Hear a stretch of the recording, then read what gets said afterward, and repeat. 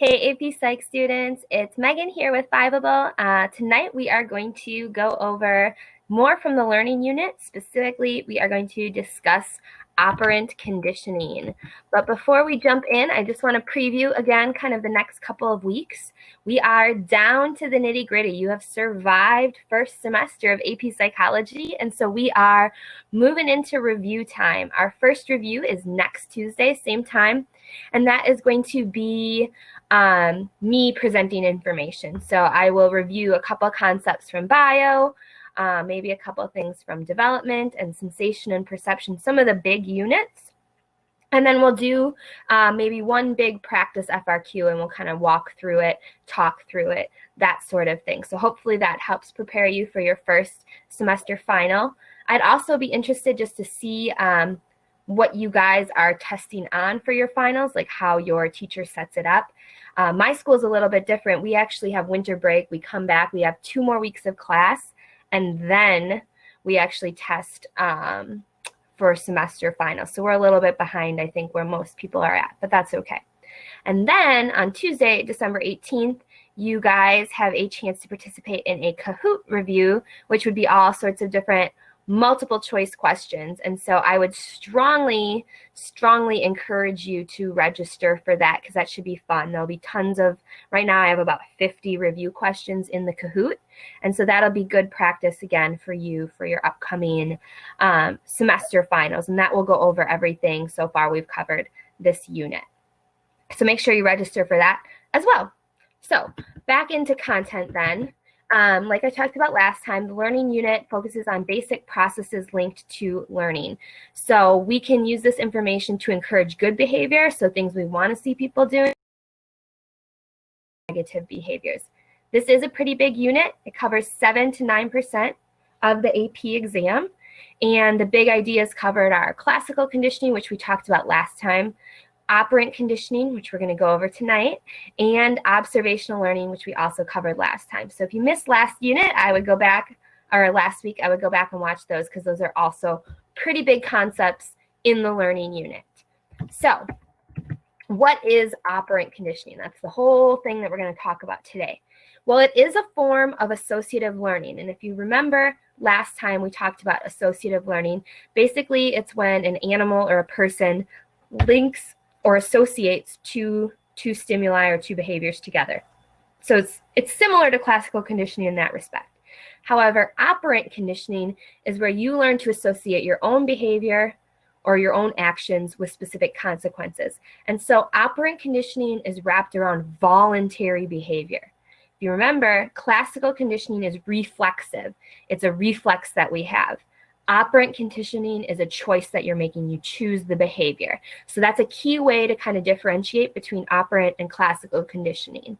And so in the premise of operant conditioning, we believe that actions that are followed by a reinforcer are likely to increase, and actions that are followed by a punisher are likely to decrease. And so you could see how when we do those things, we're hopefully training or like teaching you, you're learning what to associate. So we're increasing a good behavior or decreasing a bad or negative behavior. So specifically, the person that we're going to associate with this, the big name that you need to know for operant conditioning, is B.F. Skinner. And he is the probably most influential behaviorist in modern psychology because of his research and what he comes up with. And so his big thing is that he elaborates on Thorndike, who is another person, his law of effect. And so what the law of effect said, and this is a vocab word, so hopefully it's in your book or you've written it down, but the law of effect says that a behavior followed by a favorable consequence is likely to be repeated, which just, I mean, it kind of seems obvious, but these are, people that are first discovering the rules of conditioning and training. And so back then it maybe didn't seem like such an obvious outcome. And behaviors followed by an unfavorable consequence are less likely to be repeated. And so that's the law of effect. And so Skinner takes this idea and he does experiments in what we call an operant chamber. And so an operant chamber, also sometimes called a Skinner box, isolates an animal. So it's like just the animal in the environment, And then it rewards them with either food or water when they do some task. It might be press a lever or peck at a key, and then they're rewarded. And every time they're rewarded, it's reinforcing that behavior. They're like, oh, well, I pecked this little button and last time a treat fell out. So maybe if I peck it again, a treat will fall out. And so they learn to associate that behavior with the treat. And so they're likely to continue it. And so we'll watch a video in a second, just a short video that shows how Skinner trained pigeons to do this. But basically, it's this idea called shaping. You don't just get an animal to all of a sudden do this magical behavior that you want. You have to do it slowly, piece by piece. And so shaping refers to basically guiding the animal or the person to your specific behavior by closer and closer attempts. And so you'll see that in the video here that I'm about to play. Oh yeah, I have to go to this screen. I think I have the kinks worked out from last week when the video didn't work.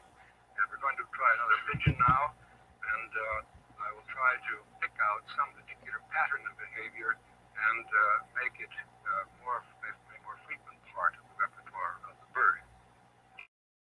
The bird has been already conditioned to eat when the magazine sounds and the light flashes. Now we'll just watch its behavior a bit. It's not doing anything in particular, you see. But I'm going to try to get it to do something. Suppose I shape up the behavior of making a complete turn. What I do is simply, as I did then, to wait for some part of that behavior. There's more of it, you see. Well, you can see the effect is instantaneous. I'm waiting for it to turn counterclockwise now. And then I reinforce that movement. I wait for a more pronounced movement than that. It's got to be more than that.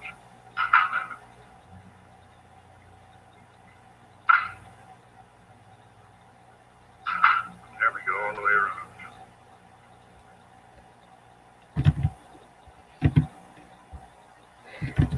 All right, so you can see basically like the premise of what Skinner was doing here was shaping the animal towards its behavior. The pigeon turned a little bit to its left and it got a treat.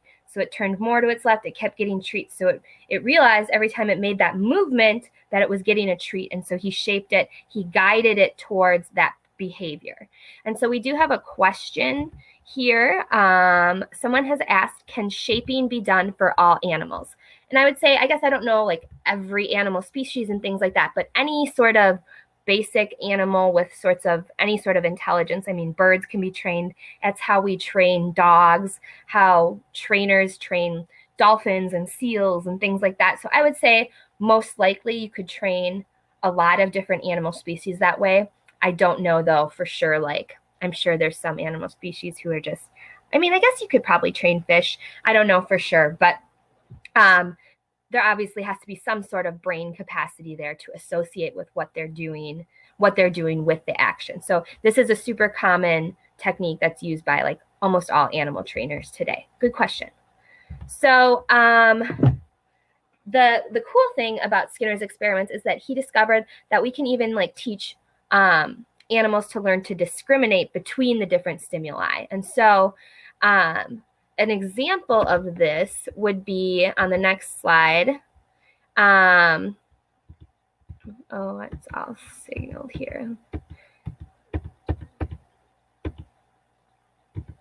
Oops, no, we went too far back. Okay, so basically humans especially, and higher level intelligence animals can discriminate between the two different stimuli. So this is called a discriminative stimulus. And this occurs before the behavior. So if I'm trying to train a response in some way, for example, when you're driving, and we're just going to use driving as like the example here, there's a signal, which is the traffic light, right? It's either red, yellow, or green. And that signal indicates the behavior that should occur. If you reach a green traffic light, the behavior that should occur is go through the intersection if you're driving. And then the consequence or the reward or the reinforcement of that behavior is safety. I drove through a green light and that behavior was rewarded with safely crossing the intersection. In most cases, right? On some occasions, on their red light and hit you. But in most cases, you're then rewarded with the safety of crossing the intersection. However, that same stimulus, the traffic light, could be red. And in that case, I know that that behavior does not mean go. It means stop. And so the consequence, if I don't discriminate between those stimuli, is if I go through on red, I might get a ticket, I might get in an accident and get hurt. And so we learn pretty early on how to discriminate between similar stimuli. We could do the same thing with animals, conditioning them to learn what's safe and what's not. And it's not just, we're not just little robots there. We are able to actually discriminate or to determine an outcome of a behavior based on the probability of the stimulus that we're given. So, why is it only going half screen here? There we go. So specifically when we are training or conditioning someone to have a response, there's two types of reinforcement. There's positive reinforcement and negative reinforcement. And the thing that I want to stress here most greatly is that positive reinforcement does not necessarily mean good, and negative does not necessarily mean bad. And I think that's a problem where a lot of people fall in and have some struggle, is that they automatically see the word positive or negative and they're like, good, bad. And that is not the case at all. And so you have to be really, really careful when you see those words and these terms, how to get it right and how to make the right decisions. So think of it more like math. When you see the word positive in math, it means you are adding something in, you're adding numbers. When you see the word negative in math, it means you're taking something away. And so when we talk about positive and negative reinforcement, that's what we're talking about. We're either adding something in or we're subtracting something from the situation. No good or bad, just adding or subtracting. And so specifically then, positive reinforcement is when we strengthen a behavior by adding a pleasurable stimulus after the response. So I'm adding in something to get you to increase that behavior. So for example, if you take out the trash, maybe your parents give you $1 for your allowance every week.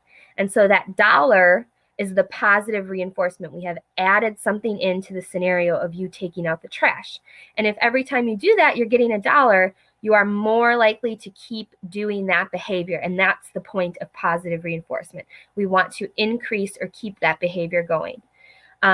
You might teach your dog to respond to a certain trick or to their name, and every time they do, you give them a treat. You are adding in the treat into that scenario, and so you're increasing the likelihood of that behavior to continue. So basically, we strengthen it by adding in a pleasurable stimulus, and then the result is an increase in the behavior. Negative reinforcement, then, we're still strengthening, because reinforcement, if you see the word reinforcement, we're strengthening a response. But we're strengthening it by removing or subtracting something negative from the situation. So if you have a headache, you might take an aspirin to get rid of the headache. So the behavior of taking the aspirin is reinforced by the removal of the headache. If your kid is whining and crying because they want to go to the mall, and then you take them to the mall, you've removed the negative. You've reinforced the whining behavior by removing the negativity of taking them to the mall. Or for example, the garbage smells, and so you take it out, and so you're getting rid of you're removing the bad stimulus. You're removing the smell from the situation, so you're more likely in the future to take the garbage out. So it's strengthening your behavior by removing the negative thing. So negative reinforcement, though, is not punishment. There's no punishment here. And so if you look at this image, if your baby doesn't stop crying, then your parent is going to give you a pacifier, and then the baby stops crying. It is negative reinforcement for the parent, because what did the parent do? They gave them the pacifier. That's the behavior that's being strengthened. And it removed the negative stimulus of the baby crying. However, if we look at it from the baby's perspective, and this is where it gets tricky, because the same situation could also be positive reinforcement. The baby's crying, mom gives the baby the pacifier. So for the baby's perspective, if I cry, I add in the crying, I get the pacifier. That's a positive reinforcement. And so it's actually probably going to increase the likelihood in the future of the baby crying until it's given the pacifier. So from the parent's perspective, it's negative reinforcement because they're removing the crying. From the baby's perspective, it's positive because the pacifier gets added in and soothes them or makes them feel better. So depending on how a question is worded, it could go either way. So you have to read these questions carefully and make sure what they're referring to is like whose perspective they're referring to. That's important. So positive and negative reinforcement can coincide, like I said. So here's another example of this. Imagine you got a bad test grade, so you decide to study harder for the next test. Well, from a positive reinforcement perspective, getting a better grade from studying is reinforcing the behavior, and you're adding in the stimulus of getting the good grade. However, maybe because you studied, you also got rid of bad feelings and anxiety before the test. So from that perspective, it's negative reinforcement because the adding in of the studying removed your anxiety. So again, a situation could have multiple perspectives. It just depends on what they're asking you. So this video is kind of a funny example if you ever watch Family Guy.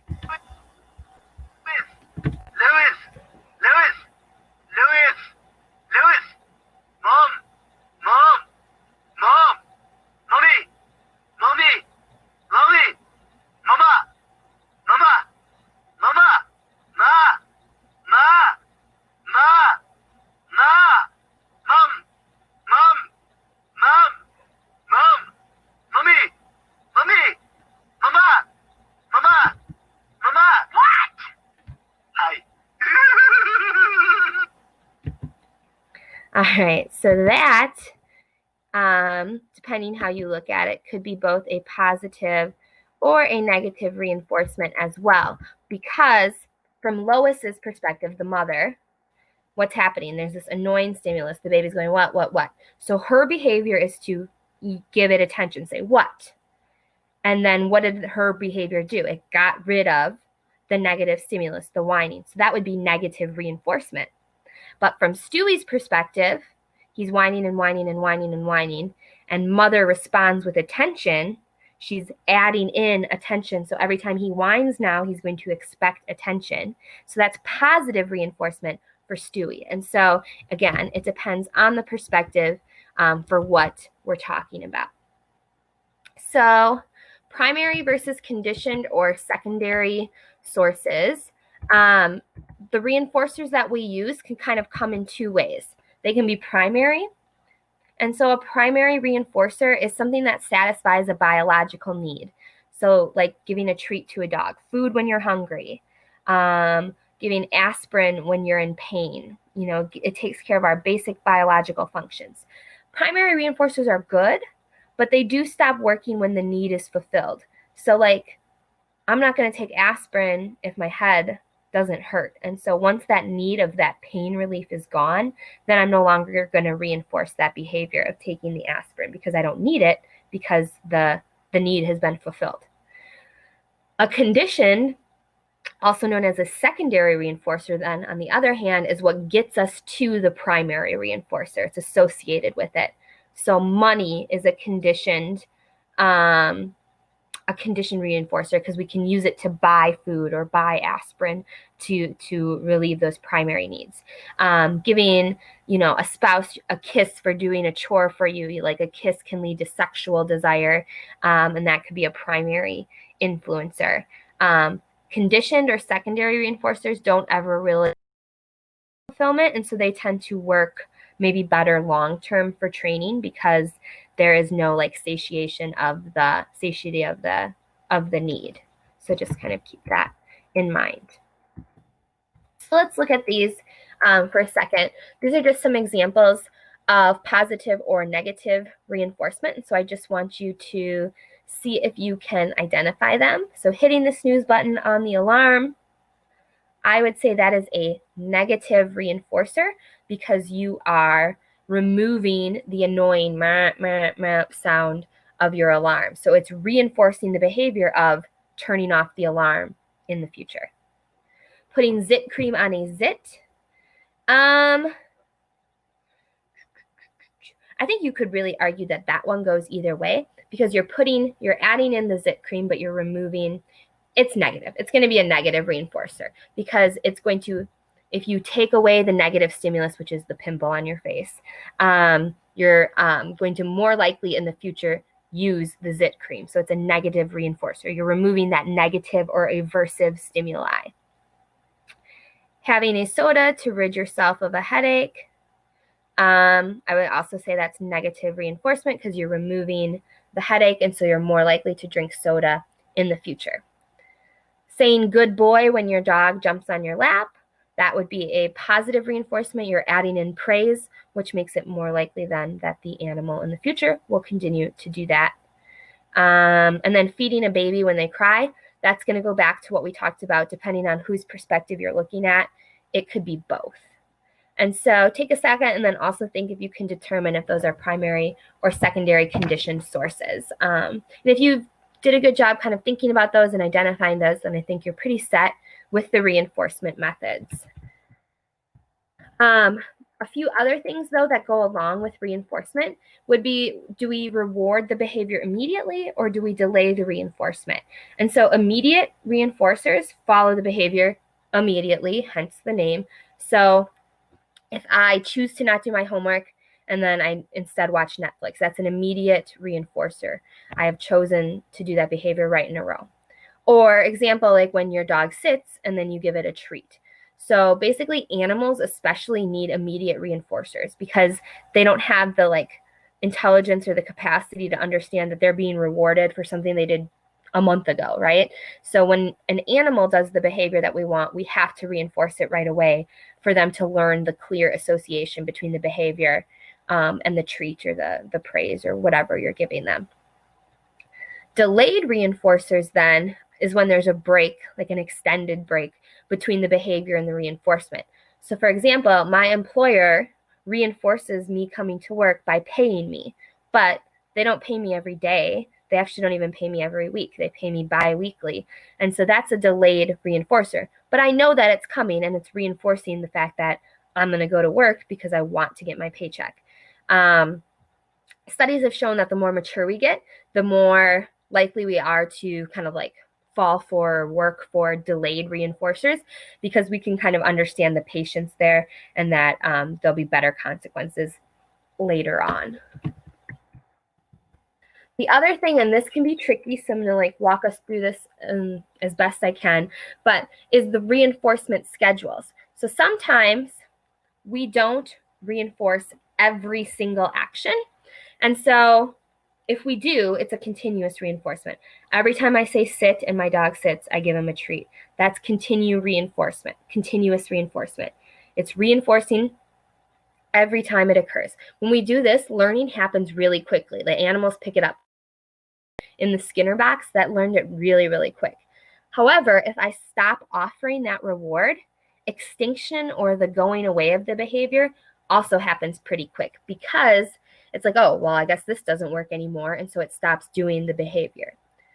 So if we want something to stay around a long while, like a behavior or an association, we are better off doing partial or intermittent reinforcement, which is when we only offer the reward or part of the time.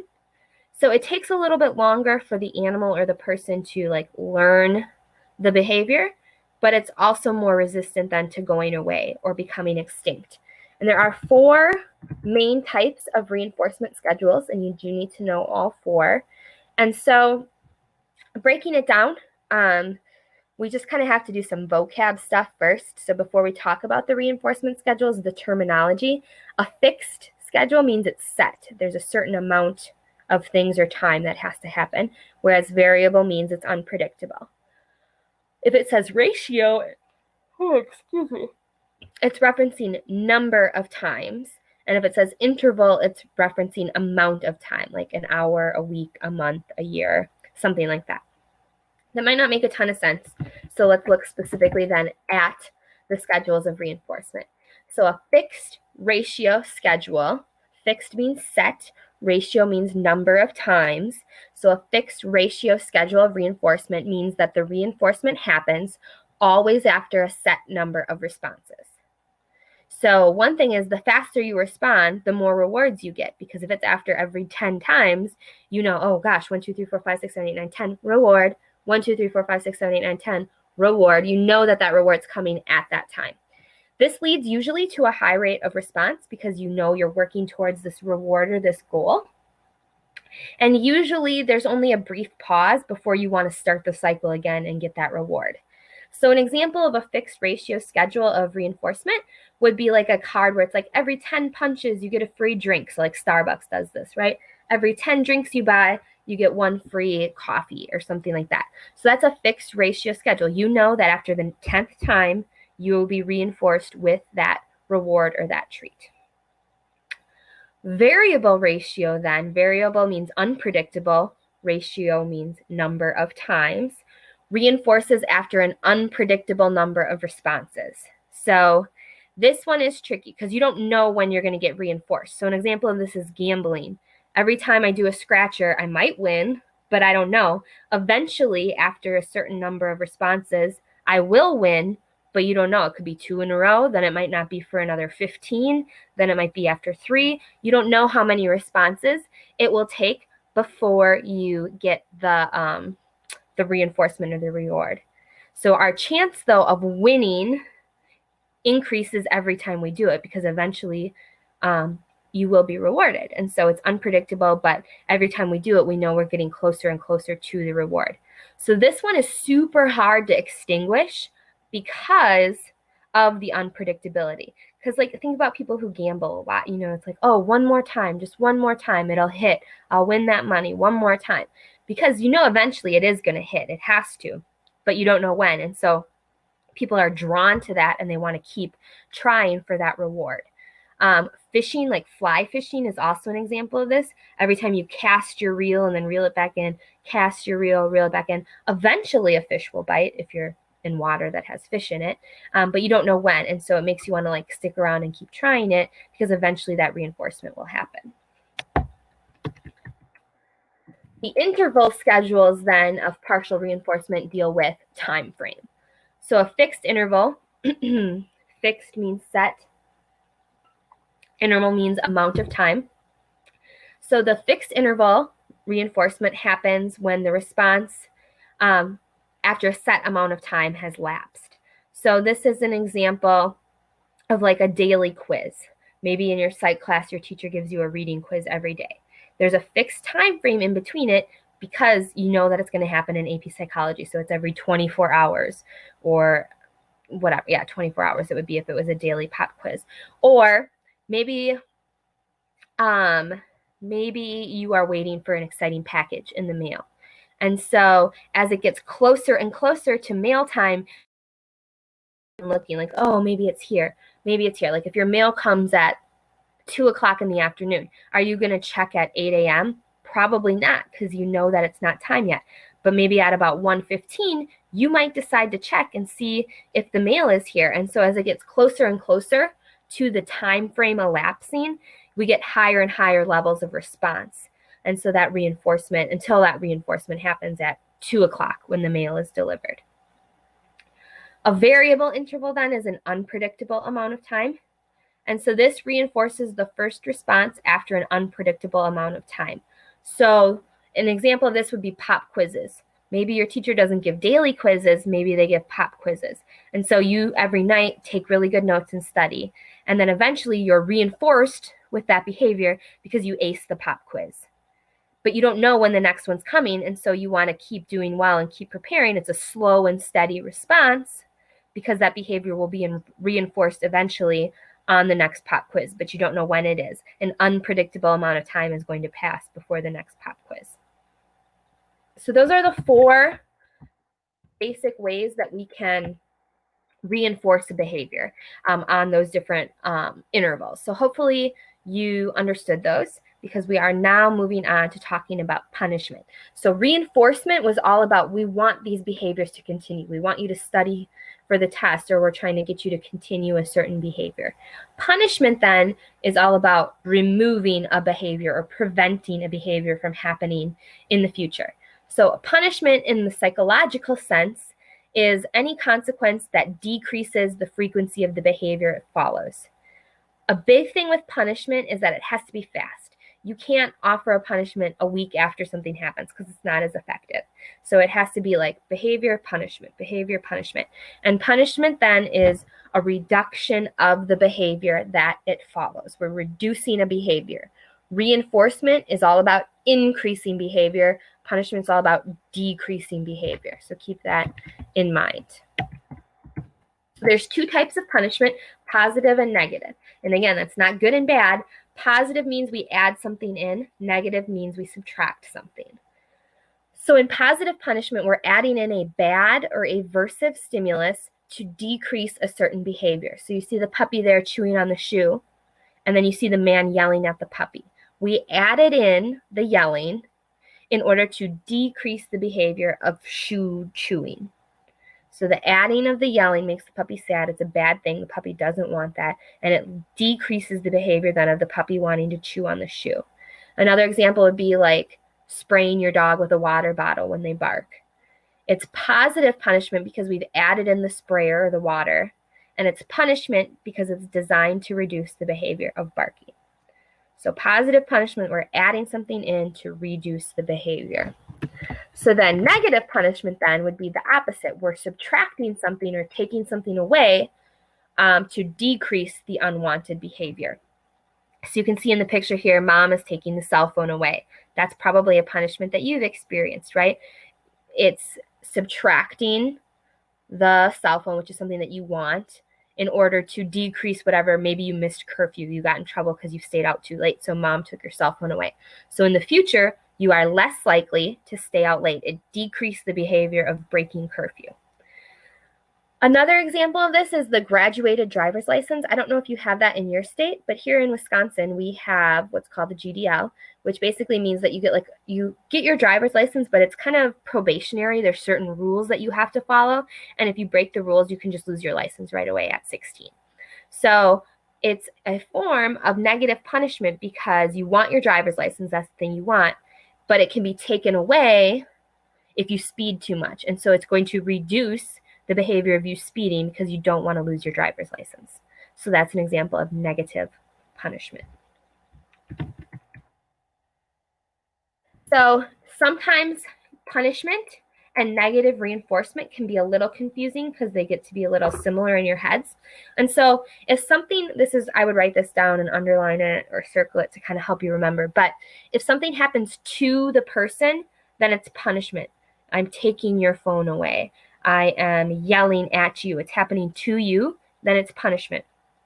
If you are doing a behavior to avoid a consequence, then it's negative reinforcement. So if I am taking the aspirin to avoid the headache, then that's negative reinforcement. So I'm doing the behavior to avoid the consequence. So punishment is happening to you, and reinforcement is when we are doing the behavior. So that might help kind of distinguish those to you maybe later on if it gets a little tricky. So here's some examples. Positive, are these punishments or negative reinforcements? And I'll give you a second to look at these.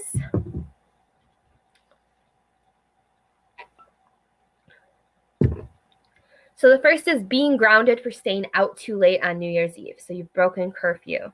That is a form of punishment, negative punishment, because you are getting your freedom taken away. That is your desirable action or your desirable thing that's being taken away. You did a behavior, you stayed out too late, and then the consequence of that behavior is I'm taking away your freedom by grounding you. And in the future, you will be less likely to stay out so late. Making your bed so your mom won't nag you. That is negative reinforcement because you are doing the behavior in order to avoid the nagging or that consequence from your mother. So you're removing the nagging from the situation. Handing in your homework so that the teacher won't call your parents. That is also negative reinforcement. You are doing the thing, you're handing in your homework to remove from the situation the teacher like yelling at you or calling your parents. A speeding ticket is punishment. I'm taking away your money, which you like. And so you did the behavior of speeding. In return, I'm taking away your money via the speeding ticket, and therefore you are less likely to speed in the future. Okay?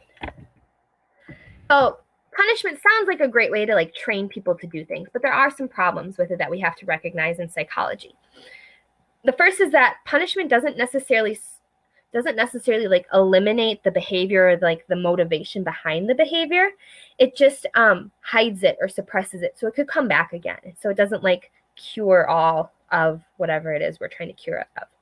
It also actually has been proven to cause an increase in aggression, like forms of punishment. So we want to be careful with how much we're doling it out and things like that. It also can create fear of the person doing the punishment, which is not good, and we don't want to do that. And it also, the big thing is, does not guide us towards the right behavior. It just tells us what's wrong, but it doesn't tell us necessarily what's right. And also, if you guys know this, I mean, right? If you've been punished before, you become sneakier, you become wiser, and you learn how to start to avoid the punishment.